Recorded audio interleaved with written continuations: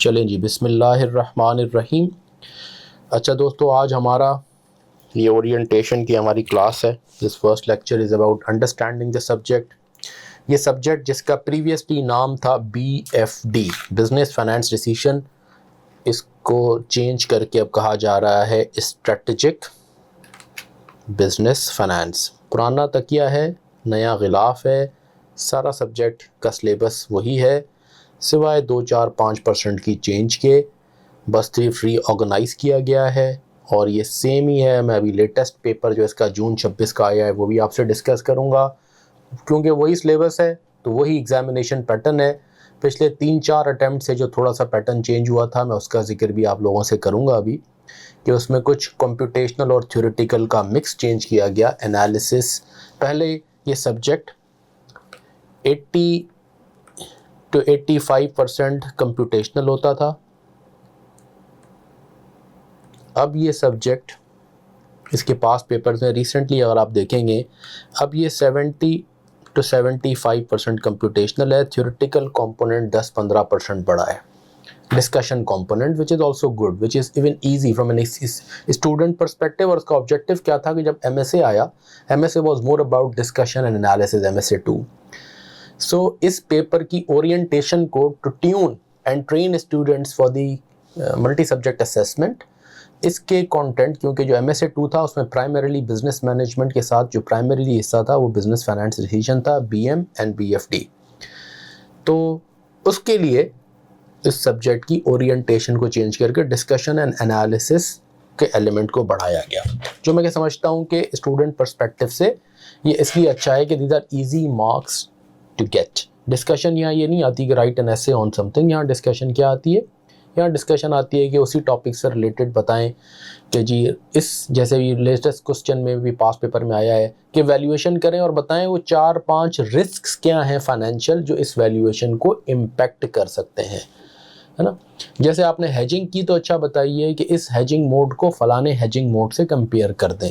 इस तरह की डिस्कशन जो क्वेश्चन से रिलेटेड वैल्यूएशन कर रहे हैं कि अच्छा बताइए माइनॉरिटी शेयर होल्डर के पर्सपेक्टिव से ये बता दें कि इसको उनके पर्सपेक्टिव से ये चीज़ कैसी है। मर्जर्स एंड एक्विजिशंस हैं तो दोनों कंपनीज के शेयर होल्डर्स के पर्सपेक्टिव से इनको एनालाइज कर दें। इस तरह के डिस्कशन के और क्वेश्चंस आते हैं। डिविडेंड पॉलिसी है तो बताएं शेयर होल्डर्स पर्सपेक्टिव से। अभी भी क्वेश्चन आया है डिविडेंड पॉलिसी पे थ्योरेटिकल, जो हम डिस्कस करेंगे। तो कहने का मकसद ये है कि सेम पेपर है, विच मीन्स, जिसकी अच्छी बात क्या हो गई कि जितने पास पेपर का हमारे पास 8-9 साल, 8-9 अटैम्प्ट, 10 अटैम्प्ट, जब से ये पहले इसमें मैनेजमेंट अकाउंटिंग मर्ज कर दी गई थी, इस सब्जेक्ट के साथ बड़े तजुर्बे हुए हैं, फिर वो निकाल दी गई। जब वो निकाल दी गई थी वो 8 या 9 अटैम्प्ट पहले की बात है, तो वो 8-9 अटैम्प्ट के तो सारे पेपर्स एग्जैक्टली हमारे लिए रेलिवेंट है।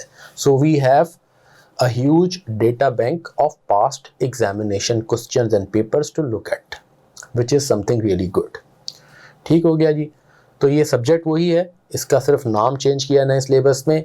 अनलाइक सस्टेनेबिलिटी का जैसे नया सब्जेक्ट आया है CFAP 3, उसका तो एक मॉडल पेपर है और एक पास्ट पेपर है। So we don't have a lot of ICAP data question data bank. Unlike that इसका हमारे पास बहुत बड़ा डेटा बैंक है और बहुत प्रैक्टिस मटेरियल है पास्ट पेपर्स का to look at and to prepare ourselves better for the examination. CFAP 4 आ जाते हैं इसके नीचे डिटेल्स पे। ये मेरा प्रोफाइल है, ये मुझे बताने की ज़रूरत नहीं है, most of you already know me, फिर भी ये प्रेजेंटेशन आ जाएगी, आप देख लीजिएगा। I have been teaching this subject since I qualified in 2004। It's been more than 20 years, several batches, thousands of students, lot of gold medals, lot of students जिनके साथ हमने एक जो है ना क्लास में टाइम स्पेंड किया है। So all that learning, all that experience will flow back into this attempt as well. हमारी अप्रोच क्या होगी? हमारी अप्रोच, इस अप्रोच पे मैं बाद में आता हूँ, पहले मैं सिलेबस का ब्रेकअप दे दूँ, फिर मैं आऊँगा कि हमारी पढ़ने पढ़ाने का तरीका क्या होगा, क्योंकि रिकॉर्डेड लेक्चर्स भी हैं। तो उन रिकॉर्डेड लेक्चर्स को कैसे यूज़ करना है, लाइव क्लासेस का क्या करना है, प्रैक्टिस कैसे होगी, ये बहुत सारे सवालात लोगों के जहन में होते हैं। इन सब को हम आंसर करेंगे वन बाय वन। सो मैं स्टार्ट कर रहा हूँ with the first one.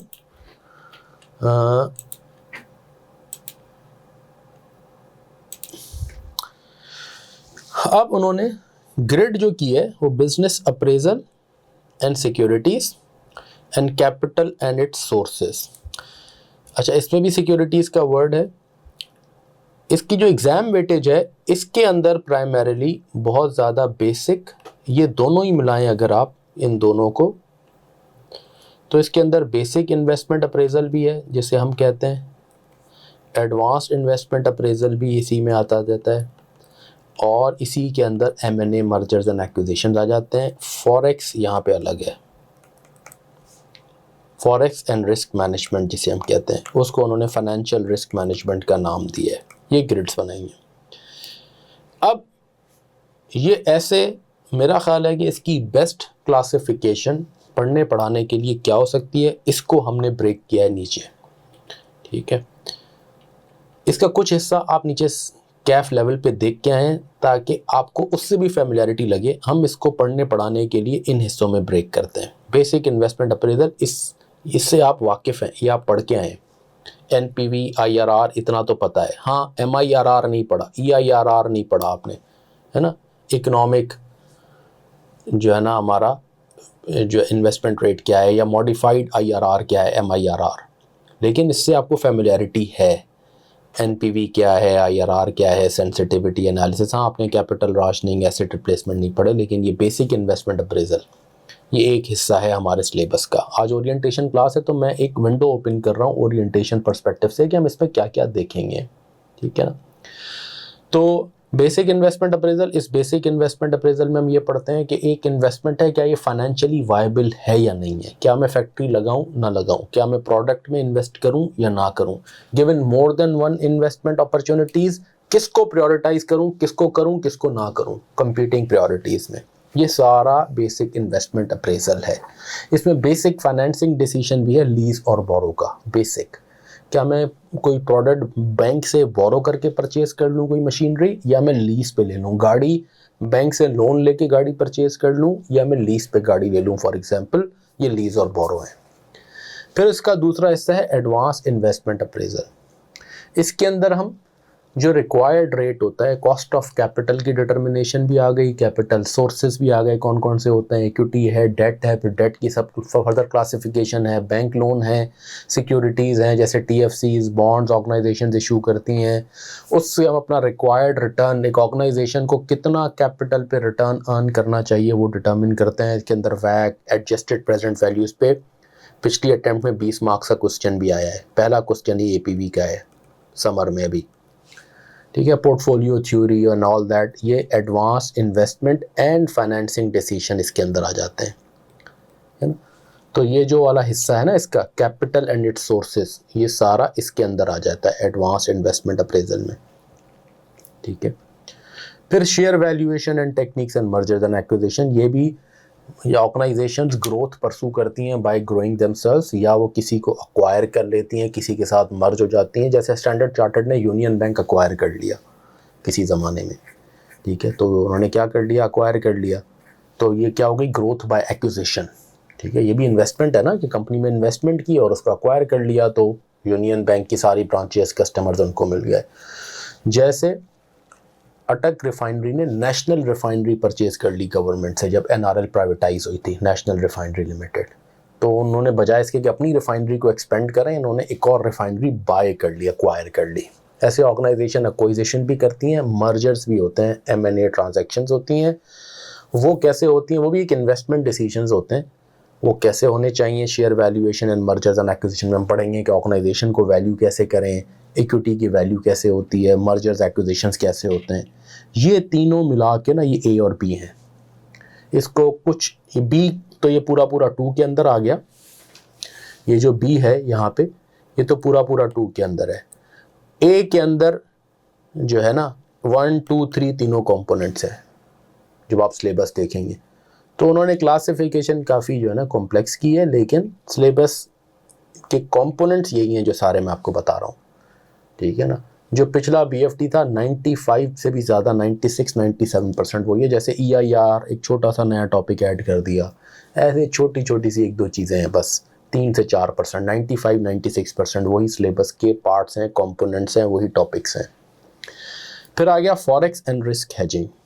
Forex and risk hedging, वो यहाँ आ गया रिस्क मैनेजमेंट के अंदर, ठीक है, कि इसके अंदर हम एक्सचेंज रेट रिस्क क्या है, एक्सचेंज रेट्स कैसे डिटर्मिन होते हैं, यहाँ से लेके बेसिक से लेके एक्सचेंज रेट रिस्क क्या होता है, और हमारे मुल्क में तो हमें पता है कि रुपी कैसे डिप्रिशिएट होता है, अप्रिशिएट होता है, ये जो करेंसी की मूवमेंट ऐसे एक्सचेंज रेट रिस्क कहते हैं, इससे कैसे अपने आप को प्रोटेक्ट करें, हेजिंग उसे कहते हैं। फिर इसके अलावा इंटरेस्ट रेट रिस्क ऊपर नीचे होते हैं, तो इसके अंदर हम फॉरेक्स यानी foreign exchange risk, exchange rate risk भी पढ़ते हैं या फॉरेक्स रिस्क उसे कहते हैं, वो भी पढ़ते हैं, साथ में अदर रिस्क भी पढ़ते हैं जिसमें इंटरेस्ट रेट रिस्क भी आ गया, जिसके अंदर शेयर वैल्यूएशन बनना, शेयर प्राइस रिस्क भी आ गया, शेयर की प्राइसेस फ्लक्चुएट करती हैं, anything that fluctuates generates a risk of adverse fluctuation and that's how we call it, कि वो एक रिस्क है, उस रिस्क को फिर मैनेज किया जाता है बाय हेजिंग, उससे अपने आप को प्रोटेक्ट किया जाता है, तो वो रिस्क मैनेजमेंट सारी यहाँ आ गई। Forex and risk hedging techniques इसके अंदर है, वो आपको सिलेबस सी का पूरा, ये 20 से 30% इसकी वेटेज है, यहाँ भी इसने 20 से 25% लिखी है। फिर उसके बाद कुछ जनरल टॉपिक्स हैं, फोरकास्टिंग, रेशियो एनालिसिस, जैसे अभी इसमें भी आया है, इन्होंने एक वैक के क्वेश्चन में कहा गया है कि ये वाले रेशियोज कैलकुलेट कर दें, तो ये एरियाज हम पढ़ते हैं। डिविडेंड पॉलिसी पे क्वेश्चंस आते हैं, अभी भी 9 मार्क का क्वेश्चन आता है, ये एक और डिसीजन होता है।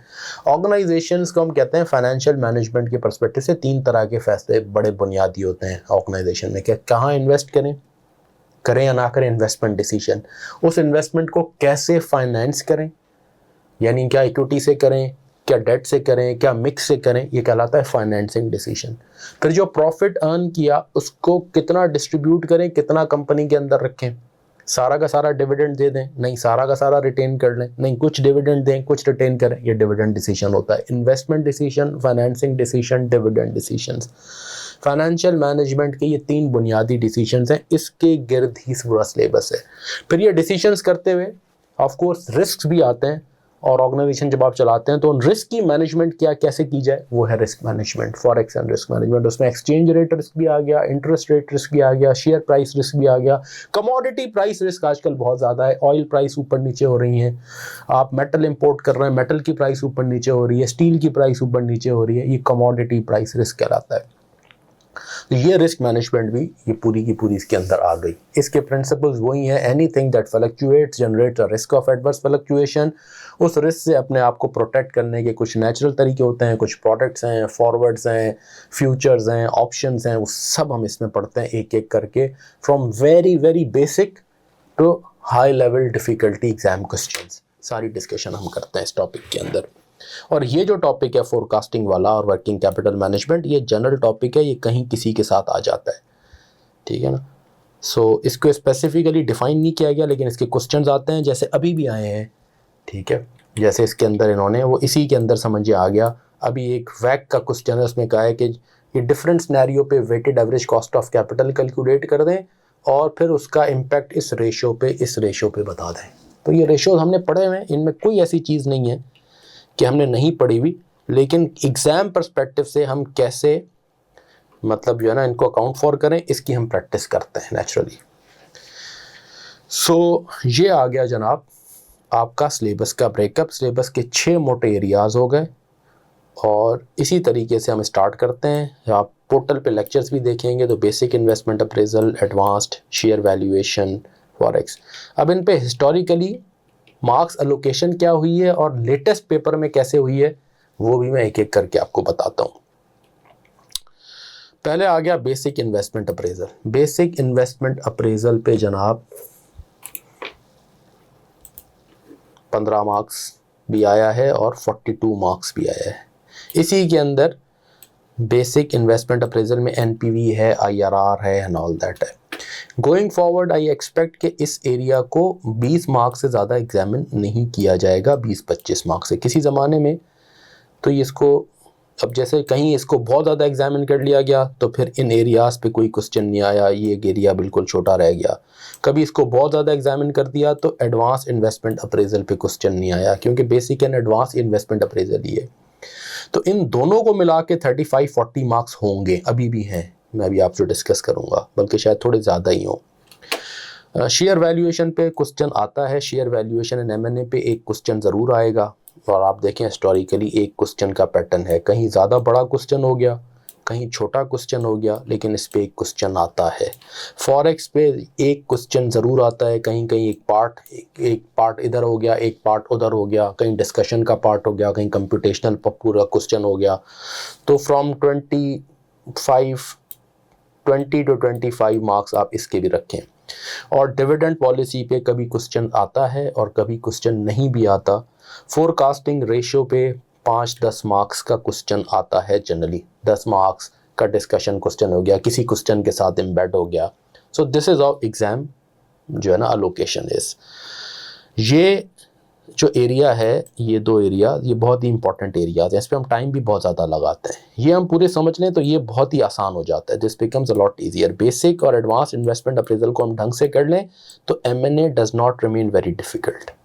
ये तो वैसे ही जैसे मैंने आपसे कहा कि हमने ये सब पढ़ा हुआ है, forecasting, balance sheet, income statement, ये सब हमें पढ़नी है। इसके कुछ क्वेश्चंस हम करते हैं तो हम रिफ्रेश करते हैं कि एग्जाम में यहाँ कैसे एग्जामिन होता है। रेशियोज हमने पढ़े हुए पहले कैफ में, यहाँ कुछ 1-2 रेशियोज ऐसे हैं जो आपने नहीं पढ़े हुए, वो हम पढ़ते हैं, जिसमें हमारे लेवरेज रेशियोज हैं, ड्यूपॉन्ट इंडेक्स है, यहाँ 2-3 नए रेशियोज हैं, ड्यूपॉन्ट है, एनालिसिस है, ड्यूपॉन्ट, एक सेकेंड,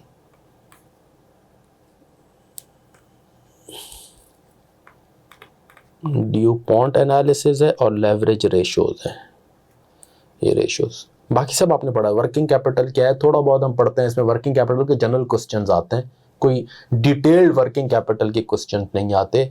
और पहले होते थे मैनेजमेंट अकाउंटिंग का जब सिलेबस हिस्सा था, अब वो हिस्सा सिलेबस से बाहर निकाल दिया गया है कि जी स्टॉक आउट पे पूरा क्वेश्चन आ रहा है, फैक्टरिंग पे बड़ा क्वेश्चन आ रहा है। नो, अब जनरल क्वेश्चन आते हैं कि एग्रेसिव वर्किंग कैपिटल हो रही है, मॉडरेट वर्किंग कैपिटल पॉलिसी हो रही है, वर्किंग कैपिटल को यूज़ करके फिक्स एसेट्स फाइनेंस कर दिया, तो कैश फ्लो एनालिसिस परस्पेक्टिव से इस पे क्वेश्चन आते हैं जनरल। और फोरकास्टिंग में जनरल सिलेबस में कह दिया है कि भाई ये रेशो फोरकास्ट करते हैं, बता दें कि ये आगे जाके आपकी कैश फ्लो रिक्वायरमेंट मीट कर पाएंगे या नहीं, ऐसा क्वेश्चन आ जाता है। तो इसमें हमें ना आपको कैश फ्लो, बैलेंस शीट ये फोरकास्ट करना नहीं सिखाना, बल्कि क्वेश्चन अटेम्प्ट करना, क्वेश्चन को पढ़ के उसको कैसे करेंगे वो करना सिखाना है। बाकी आपने ये पढ़ा हुआ है, इसमें ये भी आपने कुछ हद तक पढ़ा हुआ है। यहाँ से हम स्टार्ट करते हैं, ये एक बहुत बड़ा मेजर एरिया है। फिर यहाँ आ जाते हैं हम, ये जब हम दोनों पढ़ लेते हैं तो ये बिकम्स अ लॉट ईजियर, फिर इस पे हम टाइम लगाते हैं। और ये डिविडेंड पॉलिसी तो हार्डली आप समझेंगे 3 से 4 आवर्स मैक्सिमम है। It's a very easy and small topic.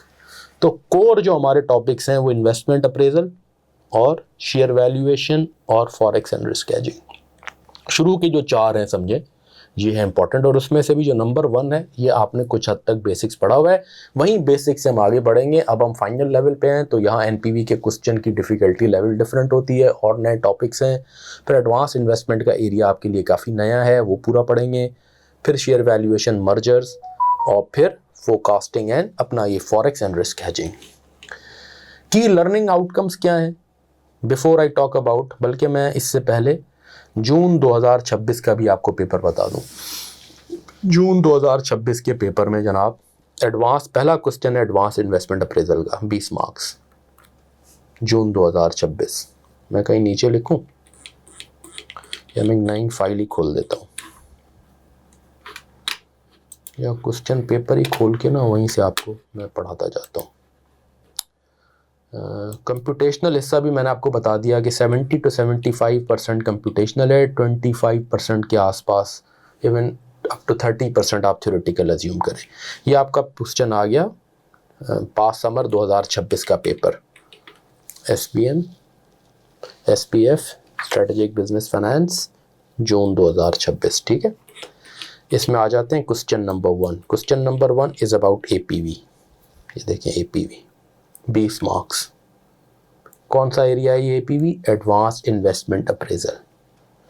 कौन सा एरिया हो गया ये? Advanced investment appraisal, APV। ये मैं आपको यहाँ से दिखा भी देता हूँ, ये ब्रेकअप था, ये देखें यहाँ लिखा हुआ है APV। ये एडजस्टेड प्रेजेंट वैल्यू कैलकुलेट कराई गई है आपसे, ठीक है, APV। तो पहला ही क्वेश्चन 20 मार्क्स का ये। दूसरा क्वेश्चन आ जाए। दूसरा question is about advise the directors of different types of short term finance available हैं और what is the most suitable short term finance cost of capital से। और दूसरा क्या है? एक्सप्लेन, ये रिस्क मैनेजमेंट पे आ गया। इंटरेस्ट रेट रिस्क 16 मार्क्स, ये रिस्क मैनेजमेंट। और ये फिर एडवांस इन्वेस्टमेंट अप्रेजल,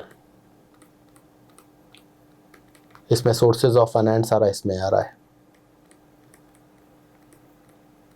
और ये risk management, forex and risk hedging. तो इसमें रिस्क मैनेजमेंट में जो इंटरेस्ट रेट रिस्क है ये वो है, this is interest rate risk.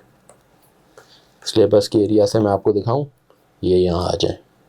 Sources of finance, पहला पार्ट यहाँ से आ गया सोर्सेज ऑफ फाइनेंस, और दूसरा पार्ट इसका रिस्क मैनेजमेंट है, 16 मार्क्स, वो ये risk management, interest rate risk, interest rate risk.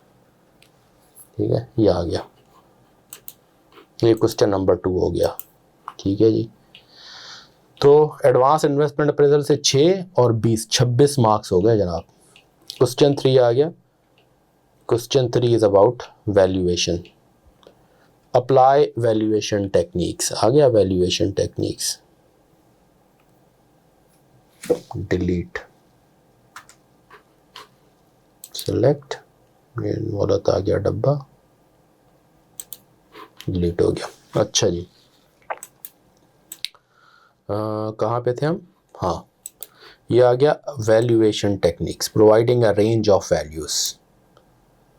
फिर सपोर्टिंग कैलकुलेशंस के साथ बताएं क्या ऑफर करें टेंडर में। तो ये शेयर वैल्यूएशन एंड M&A, ये 18 और 3 मार्क्स, 21 मार्क्स किसके हो गए? Share valuation. इसी के साथ एम्बेड कर दिया 4 मार्क्स किसका? एक्सप्लेन 4 फाइनेंशियल रिस्क विच में impact financial risk, risk management, theoretical risk management, इसके साथ डफटेल कर दिया डिस्कशन पार्ट। ठीक है, तो 4 मार्क्स रिस्क मैनेजमेंट के हो गए भाई, 4 मार्क्स यहाँ रिस्क मैनेजमेंट और 16 मार्क्स ये रिस्क मैनेजमेंट। तो फॉरेक्स एंड रिस्क मैनेजमेंट के 20 मार्क्स हो गए, 4 + 16 कितने हो गए? 20 मार्क्स। शेयर वैल्यूएशन के 21 एंड मैनेजमेंट टेक्निक्स, ये आ गया शेयर वैल्यूएशन का जो हिस्सा था, ये share valuation and mergers and acquisitions. 21 marks किसके हो गए? 15 से 25 मैंने कहा था, वही ट्रेंड फॉलो हो रहा है एग्जैक्टली। फिर आ गया weighted average cost of capital, right issue, calculate AL's current weighted average cost, determines terms of right issue, determine forecast WACC under each alternative and calculate how gearing ratio and EPS will change। gearing ratio and EPS, ये आ गया, ये क्या आ गया? ये ratio आ गया। यहाँ पे मैंने कहा था ना रेशियो एम्बेड हो गया है, रेशियो एनालिसिस आ गया। और बाकी ये क्वेश्चन किसका है? बाकी ये क्वेश्चन वही WACC का, एडवांस्ड इन्वेस्टमेंट अप्रेजल। इस पेपर में बेसिक इन्वेस्टमेंट अप्रेजल को उन्होंने नहीं पूछा, एडवांस इन्वेस्टमेंट अप्रेजल का सारा है। ठीक है, फिर आ गया क्वेश्चन 5। अच्छा, अनलाइक सस्टेनेबिलिटी के पेपर में आपके 6 क्वेश्चंस हैं, मॉडल में भी अभी भी, BFD में टिपिकली 5 क्वेश्चंस आते हैं, बहुत कम ऐसा भी हुआ है 6 क्वेश्चंस भी आए, पर जनरली 5 क्वेश्चंस आते हैं। और 5 क्वेश्चन में फिर सब पार्ट्स होते हैं, A B C, वो तो होता ही है। तो यहाँ भी 5वां क्वेश्चन इज द आखिरी क्वेश्चन। 5वें क्वेश्चन में आप देखें, dividend valuation model, expected share price calculation. Expected share price calculation, ये भी एडवांस इन्वेस्टमेंट अप्रेजल है। ये है एडवांस इन्वेस्टमेंट अप्रेजल, यानी इन्वेस्टमेंट अप्रेजल का हिस्सा है। यहाँ सारा एडवांस इन्वेस्टमेंट अप्रेजल पूछा है, बेसिक इन्वेस्टमेंट अप्रेजल इस बार पूछा ही नहीं है। ठीक है, और ये डिविडेंड पॉलिसी वाला आ गया। ये डिविडेंड पॉलिसी कितने मार्क्स? 9 marks dividend policy. ये डिविडेंड पॉलिसी का ये वाला जो टॉपिक है, ये डिविडेंड पॉलिसी का ये टॉपिक है, डिविडेंड पॉलिसी। ये 9 मार्क्स पूछा है, जैसे मैंने कहा था 10 से 20 मार्क्स मैक्सिमम आता है। तो इस बार फॉरेक्स पे, रिस्क मैनेजमेंट पे 20 मार्क्स, 10 मार्क्स। ये जो बेसिक फोरकास्टिंग वाला है, इसके भी आप देख लें 2-3 मार्क्स तो रेशियो को वहाँ कर लें, और डिविडेंड पॉलिसी 9, 11, 12 मार्क्स ये हो गए। बाकी सारा का सारा पेपर 21 मार्क्स मेरा ख्याल है शेयर वैल्यूएशन के हैं, बाकी सारा पेपर एडवांस इन्वेस्टमेंट अप्रेजल है। जैसे कि हमने देखा भी था, यहाँ पे भी हमने पास पेपर की वेटेज में देखा था कि कभी कभी जब इसको तबीयत से पूछना शुरू करता है एडवांस अप्रेजल को, तो फिर ये वाला हिस्सा कम हो जाता है। जैसे यहाँ था 33 मार्क्स, तो ये कम। तो इस बार इस पे उन्होंने पूछा ही नहीं है बेसिक पे, ज़्यादा एडवांस इन्वेस्टमेंट अप्रेजल पे फोकस है। कभी कभी ऐसा हो जाता है, जैसे दिसंबर 24 में एडवांस इन्वेस्टमेंट अप्रेजल कुछ भी नहीं पूछा, सारा बेसिक इन्वेस्टमेंट अप्रेजल पूछा इन्वेस्टमेंट अप्रेजल में। तो ये भी एक समझें कि एक अनयूजुअल पेपर था जिसमें बेसिक इन्वेस्टमेंट अप्रेजल जैसे, और otherwise sensitivity analysis, capital rationing, asset replacement कोई छोटा मोटा 10-15 मार्क्स का क्वेश्चन होता है, बाकी फोकस यहाँ होता है। इस बार वो भी नहीं है, इस बार ज़्यादा फोकस एडवांस इन्वेस्टमेंट अप्रेजल पे रहा है। और फॉरेक्स को उन्होंने 20 मार्क्स टच किया है, ठीक है। फोरकास्टिंग भी दिया है, शेयर वैल्यूएशन के 21 मार्क्स हैं। सो this is how it is. और आप डिस्कशन पर्सपेक्टिव से देखें, मैं डिस्कशन के क्वेश्चन देखता हूँ। आप देखें ये डिस्कशन क्वेश्चन है, assess answer should practical consideration alternative methods recommend appropriate dividend strategy. ये 9 मार्क्स डिस्कशन के हैं। ये मैं इसको कहता हूँ डिस्कशन डी। क्वेश्चन 5 डिस्कशन के कितने मार्क्स हो गए? 9, ठीक है। ऊपर आइए, क्वेश्चन 4 डिस्कशन कितना है? Determine the terms of right issue. Terms of right issue discussion है, 4 मार्क्स तो कम से कम डिस्कशन है। क्वेश्चन 4 4 मार्क्स डिस्कशन के। क्वेश्चन 3 ये आ गया। क्वेश्चन 3 अप्लाई वैल्यूएशन टेक्निक्स करके तो हमने रिकमेंड प्राइस की। Explain 4 financial risk. Explanation 4 marks. ये जो 3 मार्क्स है, advice with supporting explanation whether fix price होनी चाहिए वुड बी मोर अप्रोप्रिएट, ये भी डिस्कशन है डिस्कशन, इसी क्वेश्चन से रिलेटेड है। 7 मार्क्स ये डिस्कशन के हो गए। Question 3 7 marks discussion. क्वेश्चन 2 आ जाए अब आप, दिस इज क्वेश्चन 2। क्वेश्चन 2 में advise directors different types of short term finances, conclude on a way. कौन कौन से शॉर्ट टर्म फाइनेंसेस है? 6 marks discussion. Question 2 6 marks discussion. फिर नीचे उसने कैलकुलेशन मांगी है। Question 2 is 6 marks discussion, pure discussion question जो हैं, थ्योरेटिकल क्वेश्चन जिसे कह रहे हैं। और क्वेश्चन 1 में उसने कैलकुलेशन मांगी है। फिर रिकमेंडेशन है, चले मैं इसको कोई डिस्कशन नहीं मांगता, ये उसके साथ आप थोड़ी बहुत 2 लाइनें डिस्कशन की करेंगे, लेकिन प्राइमरीली ये डिस्कशन की कितना पार्ट हो गया? 6 और 7 13 एंड 4 17 एंड 9 कितने हो गए? 26 marks theoretical component discussion part. 74 is your computational part. जैसे मैं कह रहा हूँ ना कि 70 to 75 की अभी रेंज है आपकी कंप्यूटेशन की।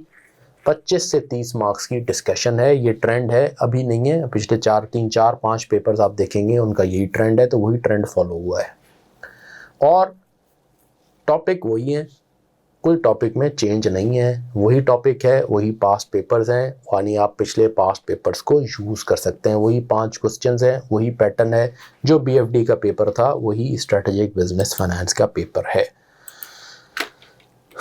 अब आ गया जनाब, सर अब आप ये बताएं कि एक तो हम एग्ज़ाम पास करेंगे, यस, जो कि एक इम्पॉर्टेंट ऑब्जेक्टिव है, लेकिन कोई अगर मुझसे पूछे कि सर ये सब्जेक्ट पढ़ के हम क्या करने के काबिल हो जाएंगे, की लर्निंग ऑब्जेक्टिव्स क्या हैं, तो की लर्निंग ऑब्जेक्टिव्स ये हैं मेरे हिसाब से इसके, ये आप इन्वेस्टमेंट डिसीजन करने के काबिल हो जाएं कि मैं कौन से प्रोजेक्ट में इन्वेस्ट करूं, नहीं करूं, मैं कैसे उस प्रोजेक्ट को फाइनेंस करूं, जैसे मैंने कहा मैं डिविडेंड कितना दूं, कितना नहीं दूं, और मैं क्या फाइनेंशियल रिस्क को कैसे आइडेंटिफाई करके उनके अगेंस्ट कैसे अपने आप को हेजिंग करूं, उन रिस्क को कैसे मैनेज करूं। Business is not about eliminating risk, business is about identifying and managing risk. उन रिस्क के अगेंस्ट कैसे प्रोटेक्शन होती है, जैसे हेजिंग कहते हैं। Hedging, the word hedge means to protect yourself against a particular risk. तो उसकी रिस्क मैनेजमेंट, ये जो बुनियादी फाइनेंशियल मैनेजमेंट के डिसीजंस हैं वो करने के आप काबिल हो जाएंगे। ये सब्जेक्ट पढ़ने और पढ़ाने का ऑब्जेक्टिव ये है। Know what is the pre requisite. आप मुझसे कहेंगे सर आप नए स्टूडेंट्स को पहली क्लास में क्या गाइड करेंगे कि उनकी क्या स्किल्स होनी चाहिए। सब्जेक्ट को पास करने के लिए you need good arithmetic skills, very good arithmetic skills, और अगर वो नहीं है वो शार्पन करेंगे। इसीलिए आप देखेंगे कि हमने अभी ये कंप्यूटर बेस्ड एग्जामिनेशन में हमने बहुत सारे क्वेश्चंस जो है ना, इसमें पुराने लेक्चर्स हैं, क्लासरूम के भी लेक्चर्स हैं और बहुत सारे क्वेश्चंस हमने कंप्यूटर बेस्ड जो आपका सॉफ्टवेयर एग्जामिनेशन का CBE उस पर भी सॉल्व किए हैं और आपको बेसिक से बेसिक फार्मूला भी आपको एक्सप्लेन किया है। ठीक है, आपकी स्ट्रॉन्ग एनालिटिकल स्किल्स होनी चाहिए, ये डिसीजन मेकिंग का सब्जेक्ट है। दूसरी बात, conceptual clarity is important but not sufficient, practice is important and quality practice is की। बहुत सारे स्टूडेंट्स मेरे पास आए कहते हैं कि सर वो समझ में आ गया, मैं कहता हूँ बहुत अच्छी बात है, समझ में आ गया, but your ability to do it is another skill.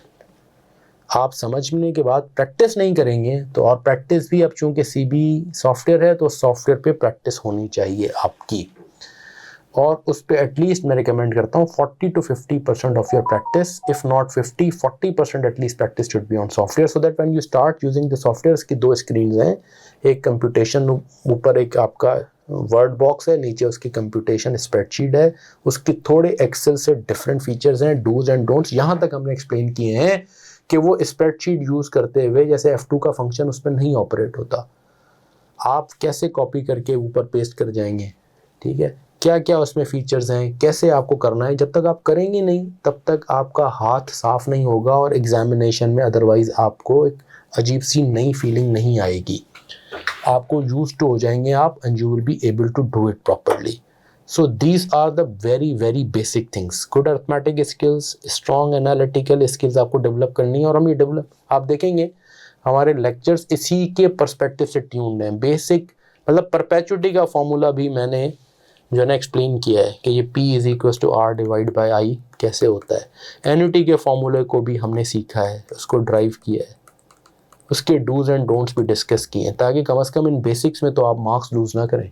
It is pity that if we lose marks in using of annuity और annuity due formula, quarterly compounding और मंथली और एनुअली, ये I कैसे इक्विवेलेंट रेट निकलता है, यहाँ तक हमने पूरा एक्सप्लेन किया है। 1+ एनुअल रेट, इसकी भी पूरी वर्किंग कराई है। The idea is to ensure कि आपकी ये बेसिक्स भी क्लियर हों और एडवांस तक हम पूरी चीज़ों को क्लियर करें सही तरीके से। So this is this subject and this is how we will cover it. अब हमारा पढ़ने पढ़ाने का तरीका कार क्या होगा?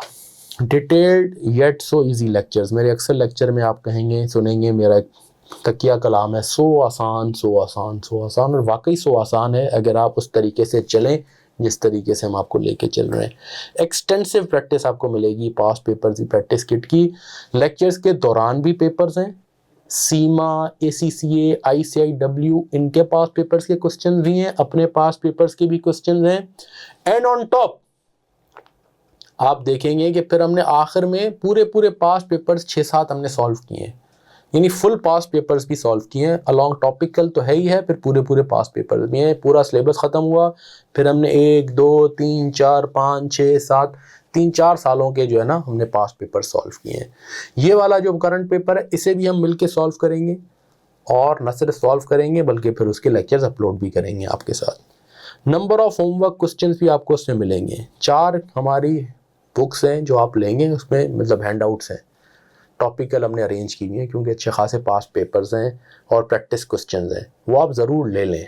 वो हैंडआउट्स पोर्टल पे तो हैं, लेकिन एक बाइंडेड फॉर्म में जब होते हैं तो आपको आसानी हो जाती है उनको रेफ़र करना, और एक वो है और एक प्रैक्टिस, एक आखिर में एक रिवीजन किट है, तो उसका आप बंच ज़रूर ले लीजिएगा, और वो कॉस्ट टू कॉस्ट इंस्टीट्यूट आपको दे देगा, जो उनकी कॉस्ट आती है उसी कॉस्ट पे वो आपको दे देंगे जो प्रिंटिंग कॉस्ट है।